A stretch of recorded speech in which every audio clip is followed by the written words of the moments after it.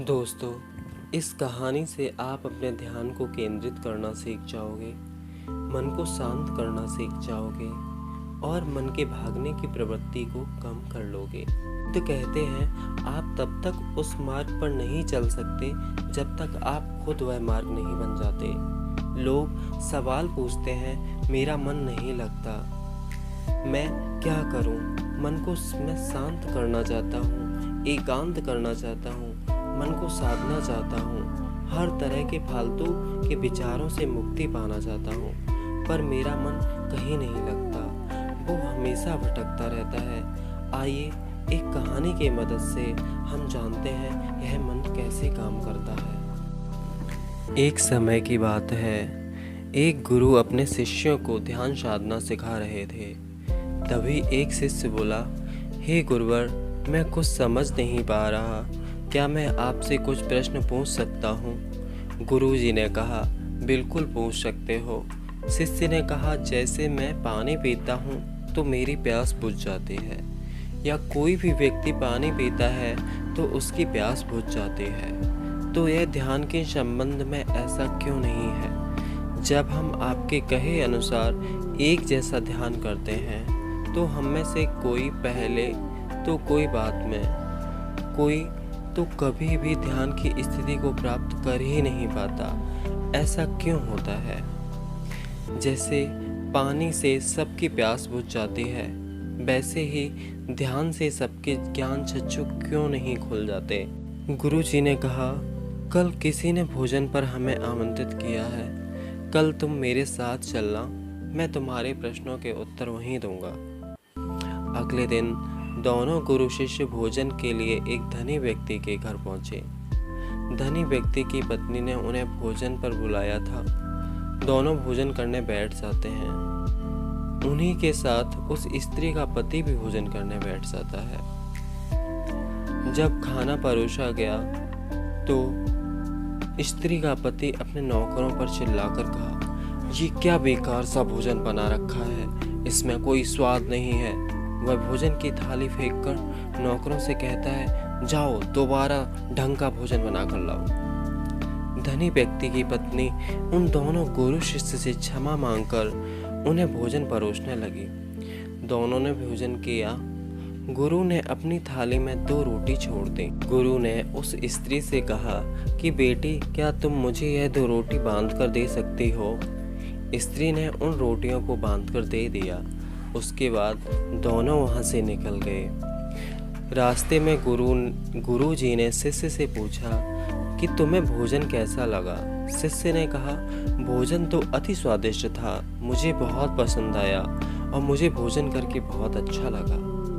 गुरु ने कहा, इससे अधिक तुम्हें और कुछ नहीं लगा? शिष्य ने कहा, इससे अच्छा और क्या हो सकता है गुरुदेव, मेरी भूख मिट गई, मेरा पेट भर गया। तो गुरुजी ने कहा, भोजन तो अच्छा था, फिर वो उस स्त्री के पति को भोजन पसंद क्यों नहीं आया? भोजन तो अच्छा बना था, भोजन एक ही था, तब उसे पसंद क्यों नहीं आया? शिष्य ने कहा, आप ठीक कहते हैं गुरुदेव, मैं तो कुछ समझ ही नहीं पा रहा हूँ, आप ही कुछ बताएं। गुरुजी ने कहा, अभी तो मेरे साथ आगे चलते रहो। गुरु शिष्य चलते चलते बहुत दूर निकल गए। रास्ते में शिष्य ने गुरु से कहा, गुरुदेव, हम अपने आश्रम के रास्ते पर तो नहीं हैं, फिर हम कहाँ? तुम बस चलते रहो।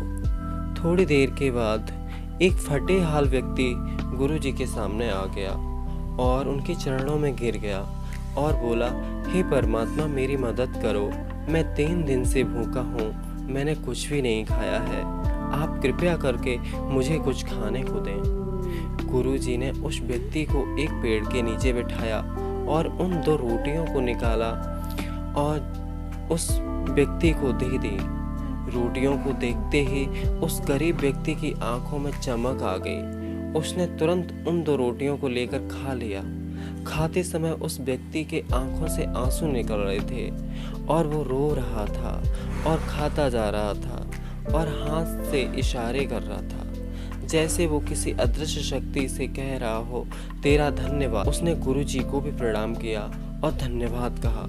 गुरुजी ने उस व्यक्ति से पूछा कि भोजन का स्वाद कैसा था? उसने कहा, स्वाद स्वाद तो था ही नहीं, मैं तो केवल जीवन का अनुभव कर रहा था। परमात्मा था, ईश्वर था, ये रोटियां नहीं थी, यह तो साक्षात जीवन था। यह कहकर वह व्यक्ति वहां से चला गया। गुरु ने शिष्य से कहा, देखो भोजन वही था, लेकिन एक व्यक्ति को उसमें स्वाद नहीं आता। तुम्हें उसमें स्वाद आया, तुम्हें भोजन पसंद आता है, लेकिन वहीं इस व्यक्ति को भोजन में स्वाद नहीं आता, बल्कि इसमें ईश्वर, परमेश्वर और जीवन को देख लेता है। इसी से पता चलता है कि व्यक्ति और भोजन की तृप्ति में अंतर है। पहले व्यक्ति की इसमें कोई तृप्ति नहीं होती, तुम्हें थोड़ी तृप्ति होती है, और इस व्यक्ति को अनंत तृप्ति होती है। ऐसा ही ध्यान के संबंध में होता है। जिसको जितनी ज़्यादा प्यास होती है, वो उतनी ही जल्दी मार्ग बना लेता है। उस शिष्य की जिज्ञासा का समाधान हो गया था। उसके प्रश्नों का उत्तर उसे मिल गया था, लेकिन प्रश्न का उत्तर अभी हमारे पास नहीं मिला। प्रश्न है, मन क्यों नहीं लगता? दोस्तों, जो लग जाए वह मन नहीं, मन का स्वभाव ही है भागना। जब हमारे पास कोई चीज़ अत्यधिक होती है, तब मन उसे भागने लगता है।